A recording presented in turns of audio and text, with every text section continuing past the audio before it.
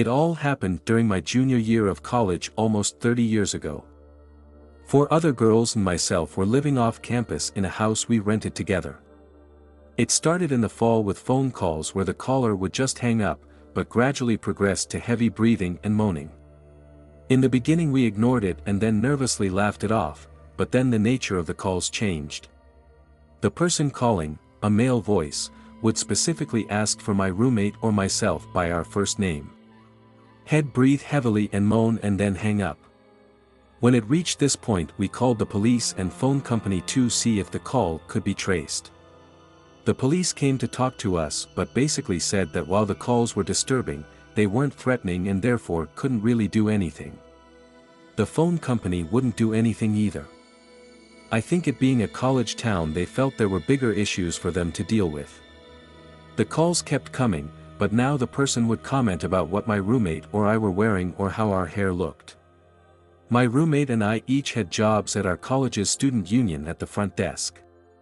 We thought maybe the caller was a fellow student or college worker who saw us and that was why he knew what we were wearing or how our hair looked.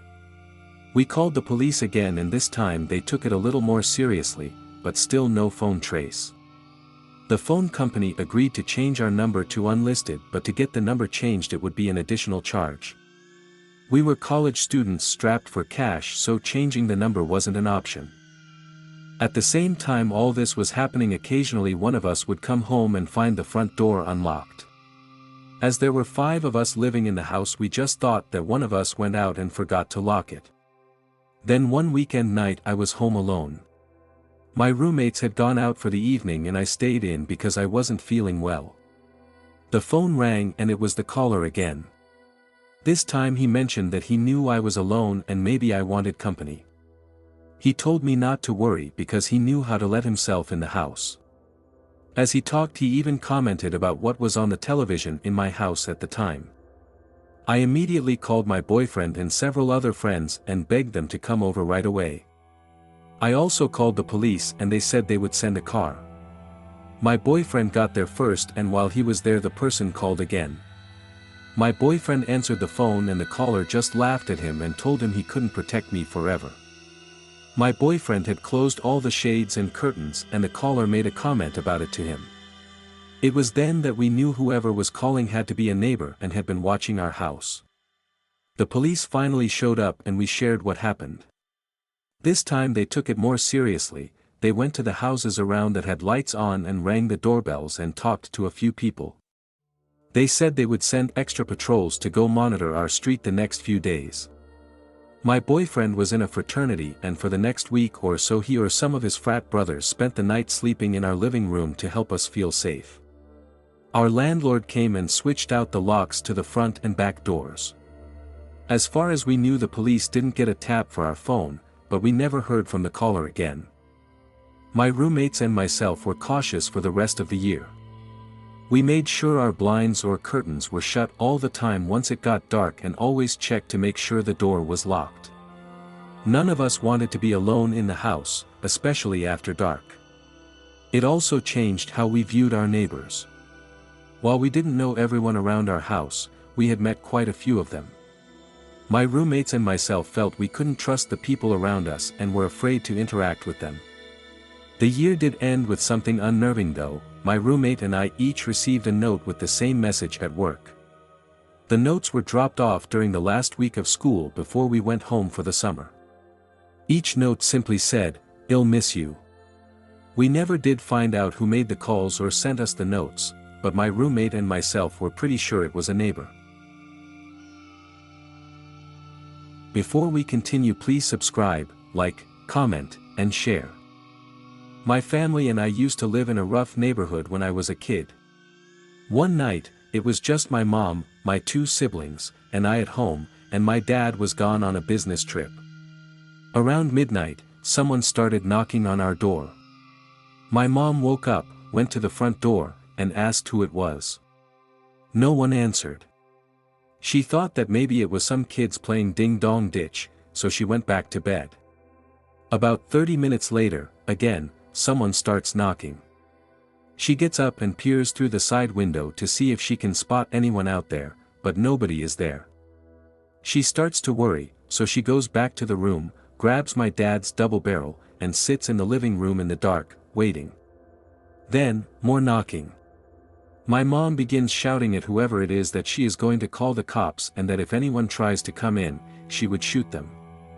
At about 2 a.m., the police finally show up and do a quick search outside of our house while we waited inside. After their search, they tell my mom that they had found a piece of barbed wire about 4 feet long next to the front door and asked if it belonged to my mom. She said that it wasn't hers and asked why. The cop told her it belonged to whoever was knocking on the door. That they were planning on strangling my mom with the barbed wire when she opened the door to see who was knocking. They said that she was very smart to not open the door to see who was there, otherwise it could have cost her life. The cop said that they'd patrol the neighborhood until morning and do a thorough investigation once there was daylight.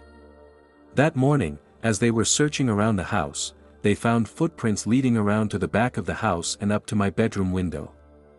They had also found nicks in the window sill where the person was trying to pry it open to break in but failed. My mom always suspected it was this one neighbor, because he would always stare at my mom through his curtains, and wasn't very friendly. He also knew when my dad wasn't home, since he knows what vehicle he drives. We moved out of that house after that. I didn't really talk to him, but I'm pretty sure he did something to his wife and 2-year-old daughter. When I met the wife I was maybe 10 or so. She was really sweet. The husband however was kind of sketchy. He had a very expensive car, and the only thing he would ever do was drive or wash it. Once, my friend and I were playing around outside in mid-June and he started to pull out of his driveway. My friend jokingly yelled out, "Why do you drive around so much?" He replied, "Because driving is the only thing to do in this piece of town." And sped off, but not before flipping us off. A couple of months later, the police came knocking.